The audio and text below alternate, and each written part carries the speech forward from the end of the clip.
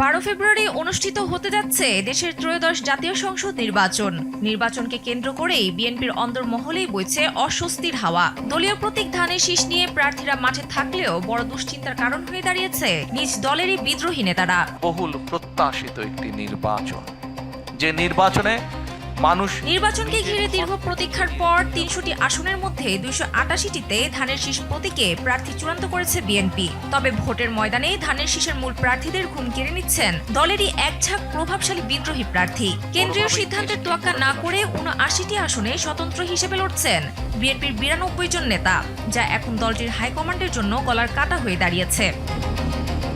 BNP ১২টি আসনে নিজেদের প্রার্থী না দিয়ে জোটের শরিকদের আসন ছেড়ে দিয়েছে। কোথাও শরিকরা নিজস্ব প্রতীকে, আবার কোথাও ধানের শীষ প্রতীকে লড়ছেন। কিন্তু সংকট তৈরি হয়েছে সেখানেই। শরিকদের ছেড়ে দেওয়া প্রায় প্রতিটি আসনেই বিএনপির স্থানীয় হেভিওয়েট নেতারা স্বতন্ত্র প্রার্থী হিসেবে দাঁড়িয়ে গেছেন।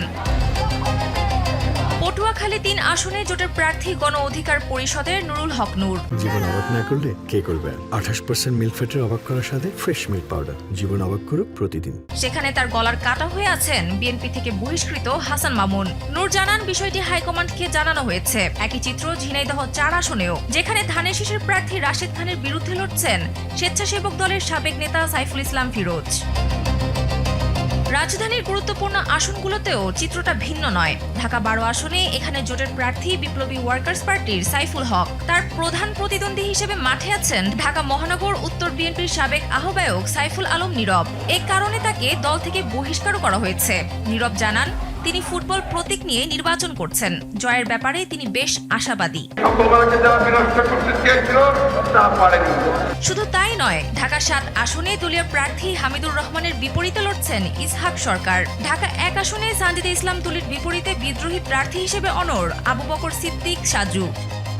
উনি কি করে নির্বাচনের মতো এত বড় একটি দায়িত্ব পালন করবেন? সবচেয়ে বেশি আলোচনা চলছে ব্রাহ্মণবাড়িয়া ২ আসন নিয়ে। এখানে জোটের প্রার্থী জুনায়েদ আল হাবিবের পথের কাটা হয়ে দাঁড়িয়েছেন বহিষ্কৃত নেত্রী ব্যারিস্টার রুমিন ফারহানা। নির্বাচনে জয়ের ব্যাপারে রুমিন শতভাগ আশাবাদী হলেও এটি জোটের রাজনৈতিক আস্থার সম্পর্কে ফাটল ধরাতে পারে বলে মনে করছেন বিশ্লেষকরা।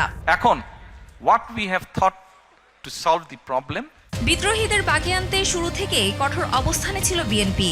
দলের চেয়ারম্যান তারেক রহমান ব্যক্তিগতভাবে অনেকের সঙ্গে কথা বললেও শেষ পর্যন্ত ৯২ জন নেতা মাঠ ছাড়েননি। শেষ পর্যন্ত এই ৯২ জন বিদ্রোহীকে সামাল দিতে না পারলে অনেক নিশ্চিত আসনেই হারের মুখ দেখতে হতে পারে ধানের শীষকে। সানজিদা ইসলাম, কালবেলা।